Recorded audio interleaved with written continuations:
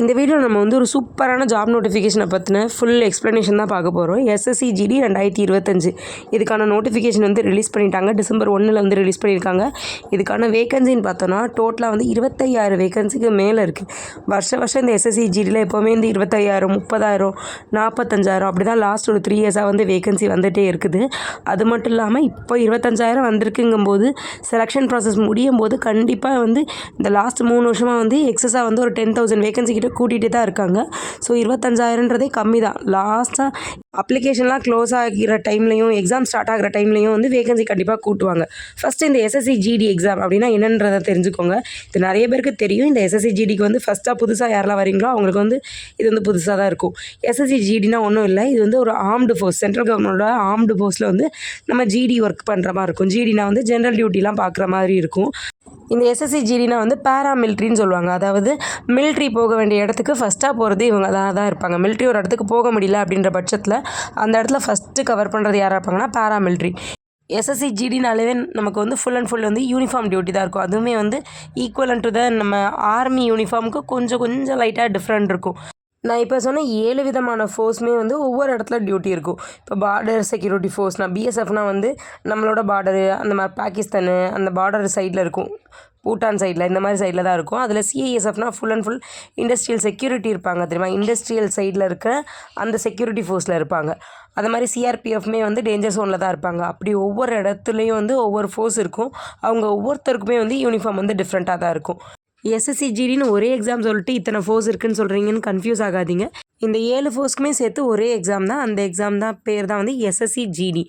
அது மட்டும் இல்லாமல் இந்த எஸ்எஸ்சி ஜிடி அப்ளை பண்ணும்போது இந்த 7 ஃபோர்ஸில் நீங்கள் எந்த ஃபோர்ஸ்க்கு ஃபஸ்ட்டு ப்ரிஃபரன்ஸ் கொடுக்கீங்க அப்படின்ற எல்லா டீட்டெயிலுமே கேட்கும். உங்கள் மார்க்கை பொறுத்த அளவுக்கு உங்களுக்கு ப்ரிஃபரன்ஸ் எப்படி இருக்குது அப்படின்றத பார்த்துட்டு உங்களோட ப்ரிஃபரன்ஸ் படி கொடுப்பாங்க. இந்த எஸ்எஸ்சி ஜிடியில் ஒரு லெவல் எக்ஸாம் தான். அந்த ஒரு லெவல் எக்ஸாம்லேயும் நீங்கள் எடுக்கிற கட் ஆஃபை பொறுத்து தான் இந்த 7 ஃபோர்ஸில் எந்த ஃபோர்ஸில் நீங்கள் செலக்ட் ஆக போகிறீங்க அப்படின்றது இருக்கும். இந்த 7 ஃபோர்ஸ்லேயுமே எஸ்எஸ்பின்னு ஒரு ஃபோர்ஸ் இருக்கும். அந்த ஃபோர்ஸில் வந்து வேகன்சி கம்மியாக தான் இருக்கும்.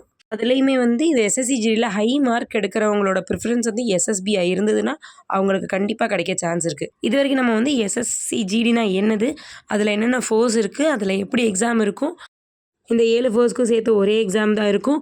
அந்த எக்ஸாமில் வந்து கிளியர் பண்ணுறவங்களுக்கு உங்களோட ப்ரிஃபரன்ஸ் படி ஜாப் கிடைக்கும் அப்படின்ற இந்த டீட்டெயிலை பார்த்துருக்கோம். நெக்ஸ்ட்டு இதில் நீங்கள் இப்போ செலக்ட் ஆகிட்டீங்க அப்படின்ற பட்சத்தில் உங்களுக்கான சேலரி எப்படி இருக்கும், உங்களுக்கான அலோன்ஸ் எப்படி இருக்கும் அப்படின்றத தான் பார்க்க போகிறோம். அது கூடவே உங்களுக்கு வந்து லீவ் எப்படி இருக்கும் அப்படின்ற எல்லா டீட்டெயிலுமே தெளிவாக பார்த்துடலாம். ஃபஸ்ட்டு வந்து சேலரி பார்க்கலாம். சேலரியை பொறுத்தளவுக்கு ஒரு வந்து சூப்பரான சேலரி தான். ஃபஸ்ட்டு ஸ்டார்டிங்கே நமக்கு வந்து 25,000க்கு மேலவே வந்துடும். 28,000 வரைக்கும் வந்து ஃபஸ்ட்டு ஸ்டார்டிங் சேலரி இருக்கும். ஒவ்வொரு ஃபோர்ஸையும் பொறுத்து இந்த சேலரி வந்து டிஃப்ரெண்ட் ஆகும். நமக்கு வந்து பேசிக் பே வந்து 18,000 தான். பட் நம்ம கையில் எல்லா அலோன்ஸும் சேர்த்து கிடைக்கும் போது 28,000 வரைக்குமே போகலாம் ஃபஸ்ட்டு ஸ்டார்டிங்லேயே. இதில் முதல்ல வந்து நமக்கு வந்து ட்ரைனிங்கும் இருக்கும். இந்த எக்ஸாமில் நீங்கள் வந்து செலக்ட் ஆகிட்டிங்கன்னா நார்மலாக நம்மளோட தமிழ்நாடு கவர்மெண்ட் மாதிரி எக்ஸாம் எழுதி ஃபிசிக்கலாக முடிஞ்ச பிறகு ஒரு ட்ரைனிங் இருக்குல்ல, அதே மாதிரி இதுலேயுமே வந்து எக்ஸாமு, ஃபிசிக்கல், மெடிக்கல் இதுக்கப்புறம் வந்து உங்களுக்கு ட்ரைனிங் இருக்கும். ட்ரைனிங்லேயுமே வந்து நமக்கு சேலரி கொடுக்க ஆரம்பிச்சிருவாங்க. ட்ரைனிங்லேருந்தே வந்து நமக்கு வந்து 18,000க்கு மேலே சேலரி இருக்கும். நெக்ஸ்ட்டு இதுக்கான அலோன்ஸ் பற்றி பார்க்கலாம். அலோன்ஸ் பற்றி பார்த்தோன்னா நல்ல சேலரி கூடவே நமக்கு நிறைய அலோன்ஸ் கிடைக்கும். மெடிக்கல் அலோன்ஸில் இருந்து அப்புறம் வந்து சைல்டு அலோன்ஸ், சைல்டுக்கான எஜுகேஷன் அலோன்ஸ்லேருந்து எல்லாமே சூப்பராக இருக்கும். இதுக்கு வந்து நமக்கு தனியாக வந்து கேண்டீன் கார்டு வரைக்குமே கிடச்சிரும்.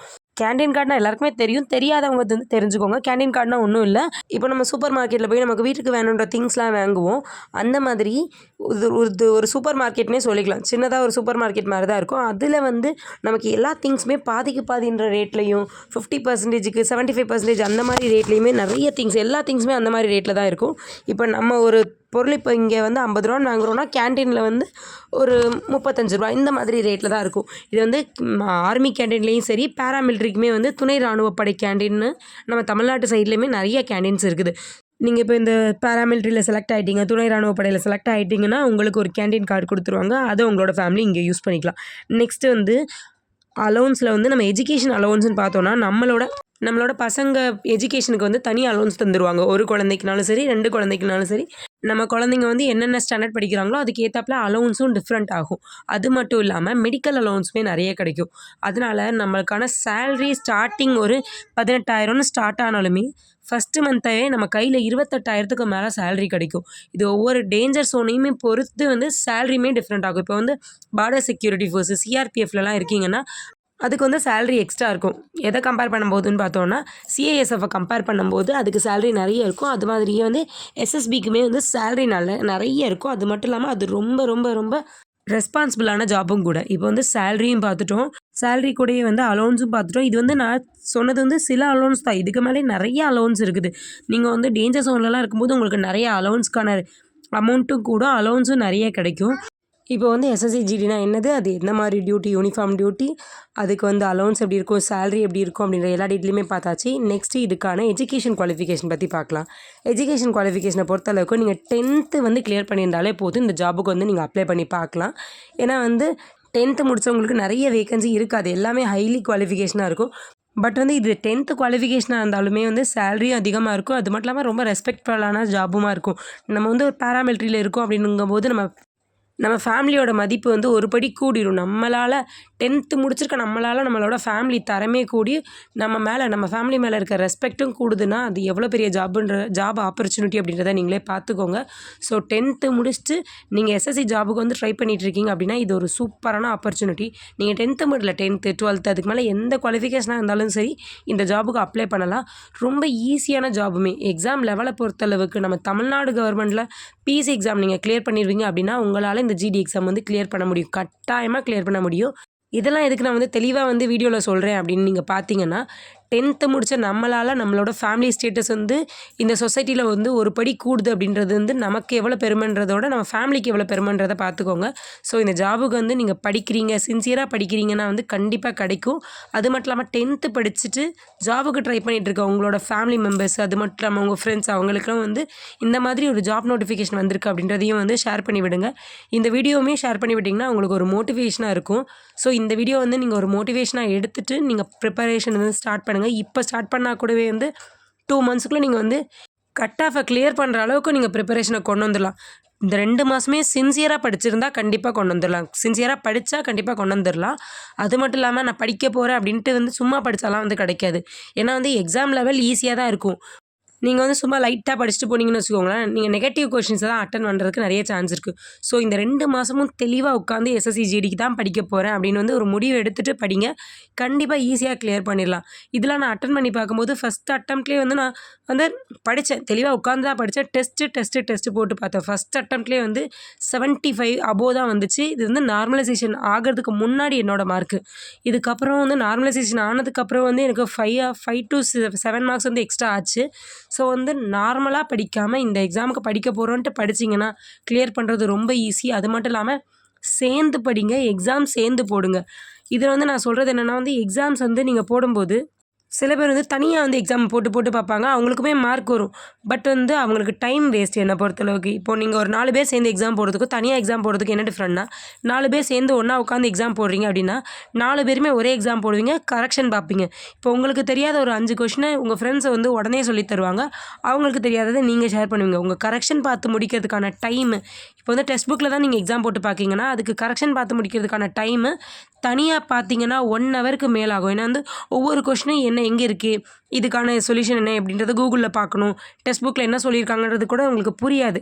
4-5 பேர் சேர்ந்து டெஸ்ட் போட்டு பார்க்கும்போது அவங்களுக்கு தெரிஞ்ச உங்களுக்கு தெரிஞ்ச இப்படி வந்து மாற்றி வந்து சொல்லி தந்துப்போம். ஏன்னா ஃபஸ்ட் கரெக்ஷன் வந்து ஒன்றா தான் உட்காந்து பார்க்க போகிறீங்க. ஒன்றா உட்காந்து பார்க்கும்போது யாருக்கு எது தப்புன்றதை பார்ப்பீங்க.